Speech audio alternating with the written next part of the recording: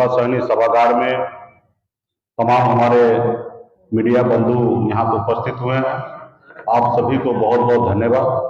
और युवा नेता राष्ट्रीय प्रवक्ता स्वर्ण सेना से यहाँ पर उपस्थित है पुरुषोत्तम राज जी, आज वीआईपी पार्टी को सदस्यता ग्रहण किए हैं। एकदम जोशीला नौजवान है। इनको पार्टी के तरफ से बड़ा दायित्व दिया जाएगा पटना में, खास करके छात्र विंग को मजबूत करने के लिए, और सब प्रवक्ता बनाया जाएगा। इसके लिए आज ब्राह्मण समाज आते हैं और एकदम क्रांतिकारी युवा हैं और आज इनको पार्टी का सदस्यता लिए हैं। विशेष तौर पे इनको बधाई और धन्यवाद देता हूं। और खास करके आप देख रहे हैं कि हर समाज के लोग आज वीआईपी पार्टी के साथ जुड़ना चाह रहे हैं, पार्टी के साथ आ रहे हैं और हमारे विचारों को जमीन तक, गांव-गांव तक पहुंचा रहे हैं। इसके लिए तम साथी को बहुत बहुत बधाई देता हूं कि आपने हम पे भरोसा किया, और पार्टी भी आपको आने वाले समय में हमेशा ख्याल रखेंगे, ध्यान रखेंगे। बहुत बहुत धन्यवाद। साथियों,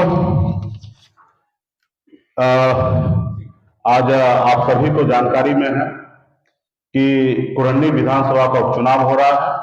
वहां पे हमारी प्रत्याशी चुनाव मैदान में है और नीलाभ जी को हमने टिकट दिया है। ब्राह्मण समाज से है, भूमियार समाज से आते हैं।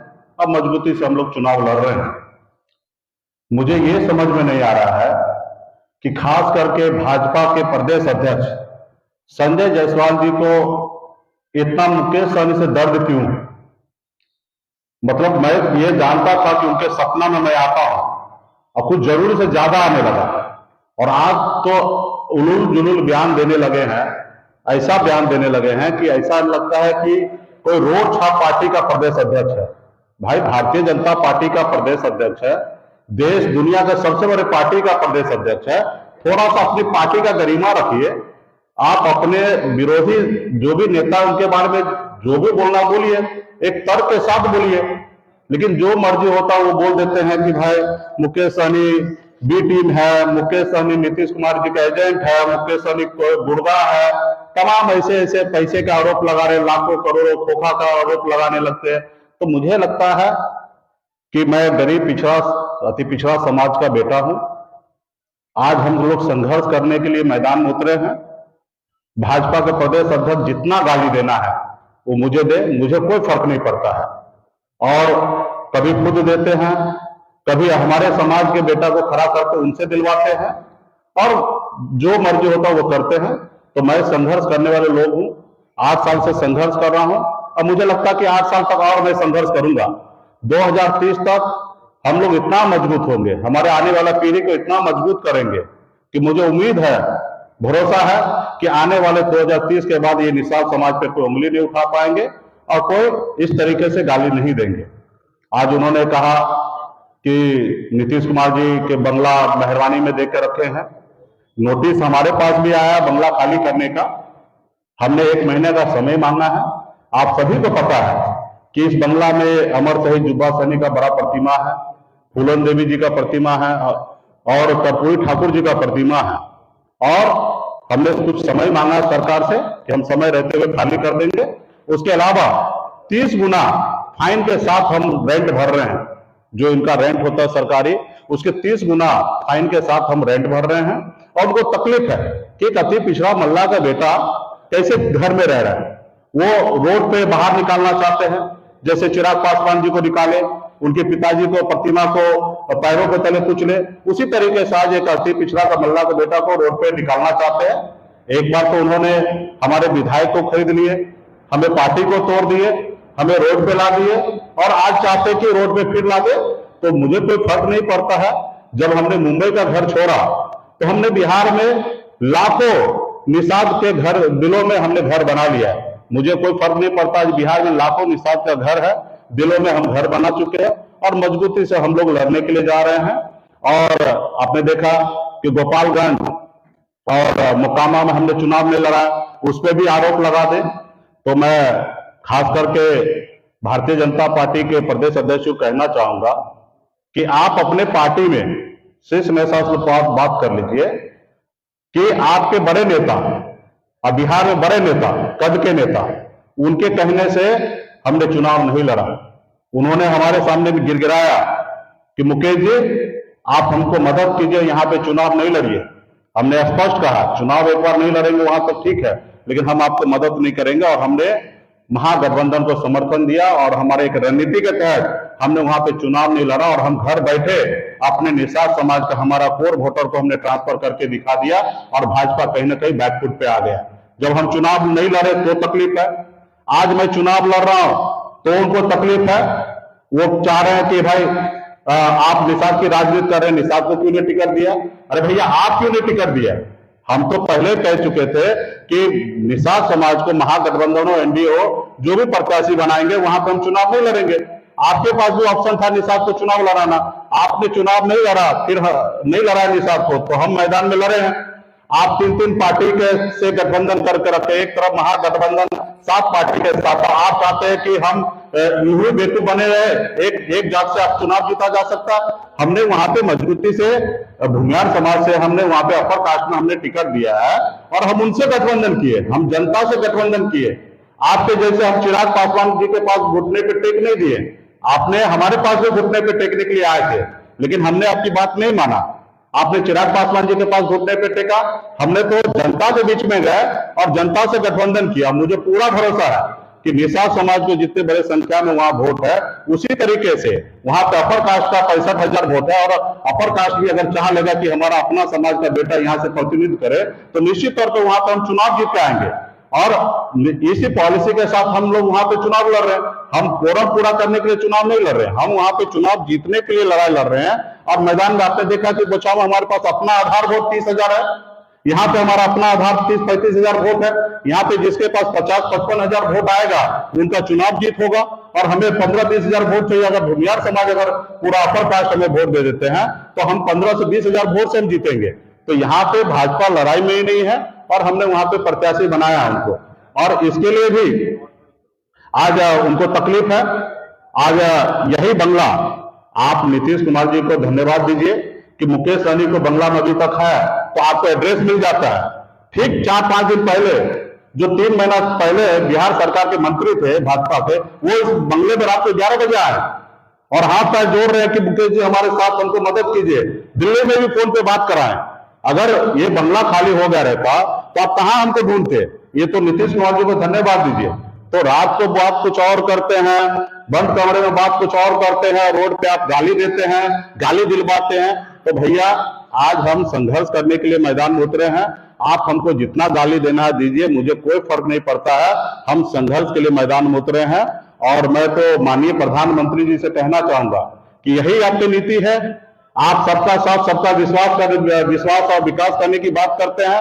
आप कहते हैं अपने आप को मैं अति पिछड़ा का बेटा हूं और आपकी पार्टी के लोग देखिए किस तरीके से अति पिछड़ा को बेटा को आज खड़ा हो रहा, उसको आप खत्म करने में लगे हुए हैं। आज हमारे पार्टी को आपने तोड़ दिया, हमें बाहर कर दिया। तो इसके लिए कहीं ना कहीं माननीय प्रधानमंत्री जी को, गृह मंत्री जी को भी सोचना चाहिए। उनके पार्टी के लोग बिहार में किस तरीके से कर रहे हैं कि मुझे लगता है कि उनकी दिमागी हालत आज भाजपा प्रदेश अध्यक्ष का ठीक नहीं है। और यहाँ कोलवर में भी सुने हैं माननीय मुख्यमंत्री जी एक पागल खाना का उद्घाटन भी 2 महीना पहले किए हैं। तो मैं तो चाहूंगा कि भाजपा के बड़े नेता ये आपके नाव डुबाने वाले हैं। इससे पहले संजय जायसवाल जी को ये पागल खाना भेज के उनको दिमागी हालत ठीक करवाइए, क्योंकि एक भाजपा के प्रदेश अध्यक्ष बताइए बच्चे के जैसे रो रहे हैं, बच्चे के जैसे गाली दे रहे हैं, वो भी पिछड़ा समाज के लोगों को गाली दे रहे हैं। तो ये करना बंद करें और मैं मुंह खोलूंगा ना तो भूचाल आ जाएगा। हमको चुप रहने दीजिए, हम चुप हैं, नाम नहीं ले रहे हैं तो नहीं लेने दीजिए। नहीं तो हमने कहा ना 4 दिन पहले आपके पास एक पूर्व मंत्री बंगला में आके गया, हाथ पांव जोड़ के गया, दिल्ली में बात कराएं। और जब हम चुनाव नहीं लड़े वो भाजपा का बड़ा नेता, जब संजय जायसवाल चड्डी पहनना नहीं सीखे थे उस समय से बड़ा नेता है, उनकी इज्जत मैंने किया, इसलिए हमने 2 जगह चुनाव नहीं लड़ा। वहां पे हम पे आरोप लगा दिया कि आपने महागठबंधन से पैसा ले लिया, इससे पैसा ले लिया। अरे भैया आप अपने नेता से बताओ कि कितना पैसा दिए हम चुनाव नहीं लड़े, ये आप स्वयं आप डिक्लेयर करो। और आप भाजपा के बड़े नेता जो बिहार में कुछ नेता है वजूद वाला, जैसे नित्यानंद राय जी हैं, ऐसे लोग बोले प्रेस कॉन्फ्रेंस करके, मैं कल नाम के साथ डिक्लेयर करूंगा। तो अभी हम नाम नहीं बोल रहे हैं, तो ये आपका गरिमा है, इसलिए शांति रहिए। और निषाद समाज को बी टीम हम अगर दूसरे का तो आप ए बना लीजिए ना, आप ए बना लीजिए। मेरा नाम क्या है, निषाद को आरक्षण लागू कर दीजिए और मैं आपके ए टीम में आ जाता हूं, बगैर कंडीशन का, बगैर शर्त का। लेकिन आप वो करेंगे नहीं, आरक्षण देंगे नहीं। और मैं अगर यहाँ पे चुनाव लड़ रहा हूं, किसी को समर्थन दे रहा हूं, तो आपको तकलीफ हो रहा है। ये पार्टी वोट काटने के लिए नहीं है। ये पार्टी 2018 में बना और 20 तक 2 साल में इस पार्टी के पास इतना ऊर्जा है, इतना ताकत है कि 2020 का सरकार जब बना, उस सरकार बनाने में अहम रोल वीआईपी पार्टी का था। जितना रोल अगर बीजेपी का था, 74 विधायक के साथ उनके पास उतना रोल था, सरकार बना, वही रोल हमारे पास था। अगर हम समर्थन नहीं देते तो भी सरकार नहीं बनता, जेडीयू समर्थन नहीं देते तो भी सरकार नहीं बनता, मांझी जी समर्थन नहीं देते तो भी सरकार नहीं बनता, और भाजपा समर्थन नहीं देता तो भी सरकार नहीं बनता। यानी कि 4 पार्टी मिलकर सरकार बनाए, और 74 हो या 4 हो, सबके पास पावर वही था सरकार बनाने में। तो इसलिए ये पार्टी चुनाव लड़ने के लिए और जीतने के लिए आया है। इसलिए शांति से आप लड़िए, जनता के बीच में जाइए, हम भी जनता के बीच में जाएंगे, हम भी अपनी बात रखेंगे। हम अपने लोगों के लिए लड़ाई, हक अधिकार के लिए लड़ाई लड़ते हैं। आपको ए टीम बनाना है, कल दिल्ली में घोषणा कर दीजिए कि निषाद को आरक्षण लागू करते। भैया, दिल्ली में आरक्षण है, बंगाल में आरक्षण है, देश एक है, संविधान एक है, देश के प्रधानमंत्री एक है, फिर हमें आरक्षण क्यों नहीं मिल रहा है? या आप आके प्रेस कॉन्फ्रेंस करके बोल दीजिए कि मुकेश सहनी जी जो आप मांग कर रहे हैं वो जायज नहीं है, नाजायज है, हम कल से आरक्षण मांगना बंद कर देंगे। आपने 2014 में हमसे वादा किया, आपने आरक्षण लागू नहीं किया। 15 में आपने वादा किया, आरक्षण लागू नहीं किया। 20 में वादा किया, आपने आरक्षण लागू नहीं किया। तो भाई 3-3 बार आपने वादा करके आरक्षण लागू नहीं कर रहे। या बता दीजिए कि हम गलत मांग कर रहे हैं, तो हम परसों से मांगना बंद कर देंगे अगर नाजायज मांग है तो। जब हमारे एक भाई को बंगाल में आरक्षण मिल सकता है, जबकि बिहार, बंगाल, उड़ीसा, झारखंड एक ही राज्य था, और जब हमारे एक भाई को आरक्षण मिल सकता तो एक भाई को क्यों नहीं मिल सकता? तो इसलिए हमारी एक पॉलिसी के तहत हम बिहार में लड़ाई लड़ रहे हैं, संघर्ष कर रहे हैं। और मैं तो कहा ना कि हम लोग मछली मारने वाले का बेटा है, सर उठा के जीना सीख रहे हैं। और ये लोग तरह तरह के गाली देते हैं, तरह तरह के आरोप लगाते हैं, तरह तरह के परेशान करने में लगे रहते हैं। आज बताइए, एक अति पिछड़ा का बेटा एक घर में बंगला में है, वो भी 30 गुना फाइन के साथ हम बंगला में रेंट देके रह रहे हैं, तो इनको इतना तकलीफ है भाई? अरे तकलीफ किस बात का? तो रोड पे उतर जाए, बोलिए आप आ जाओ सरकार। अगर ये इसका बस चलता, ये सरकार में रहता तो अभी तक हमको बाहर करा देते हैं। कर्पूरी ठाकुर जी का प्रतिमा बाहर फेंकवा देते हैं, जुब्बा सहनी जी का प्रतिमा बाहर फेंकवा देते हैं, पूरन देवी जी का प्रतिमा बाहर फेंकवा देते हैं। इसी विचारधारा के लोग हैं। आपने देखा कि रामविलास पासवान जी तो किस तरीके से, चिराग पासवान वहां से हटे तो प्रतिमा किस तरीके से फेंका गया। तो इस तरीके ये लोग विचारधारा तो ऊपर वाला भी देखे, और इसीलिए लोगों को बिहार के सत्ता से बाहर कर दिए। निश्चित तौर पर ये लोग आज सत्ता में रहता तो मुकेश सहनी आज यहाँ नहीं रहता। ये तो माननीय मुख्यमंत्री नीतीश कुमार जी को धन्यवाद देता हूं कि आज वो गरीब पिछड़े की बात सुनते हैं और करते हैं। हमारी ये बंगला हमने रजिस्ट्री नहीं किया, हम इसको खाली करेंगे। एक समय के साथ हमने लेके और 30 गुना ज्यादा फाइन के साथ हम रह रहे हैं, तो इसलिए हम समय के साथ हम यहाँ पे शिफ्ट कर लेंगे। तो इसमें भाजपा को पेट में दर्द क्यों हो रहा है? उनके घर में तो जाके नहीं रह रहे। ऐसे लोगों के घर में तो एक रोज 1 घंटा नहीं रखेंगे, और उनके घर में जाना भी नहीं। हमने कहा ना, जब मुंबई का मैंने घर छोड़ा तो बिहार में लाखों निषाद के दिल में मैंने घर बना लिया है। मुझे कोई फर्क नहीं पड़ता है, और मुकेश सहनी के पास रहने के लिए बहुत सारा घर है। तो आज ये गाली दे, आज हम लोग संघर्ष करेंगे, और मुझे पूरा भरोसा 2030 तक हम ऐसी शक्ति, ऐसी ताकत बनाएंगे कि हमारे आने वाला पीढ़ी को कोई गलत नहीं बोलेगा। जिस जुबान से गलत बोलेगा उस जुबान को खींचने का ताकत हम आने वाले समय में बनाएंगे। ऐसी ताकत हम रखते हैं, और इसके लिए आज हम संघर्ष करें। आज मुझे लफड़े में नहीं पड़ना है, हम गाली गलौज में नहीं जाना चाहते हैं, हम कोई विवाद में नहीं जाना चाहते। आज सिर्फ हम संघर्ष करने के लिए मैदान में उतरे हैं, और इन लोगों को जितना गाली देना दे, हम पूरे चुनाव भर इन लोगों का कोई भी बात का जवाब नहीं देंगे। इनको जितना गाली देना दे, हम गाली का जवाब नहीं देंगे। हम जवाब देंगे 8 तारीख को, जिस रोज वोटिंग गिनती होगा उस रोज जवाब दिया जाएगा कि वीआईपी पार्टी के पास ताकत क्या है और वीआईपी पार्टी के पास लोग कितना है। हम वोट से उनको जवाब देंगे। आज के बाद हमने एक भी किसी भाजपा नेता का कोई जवाब हम नहीं देंगे। धन्यवाद।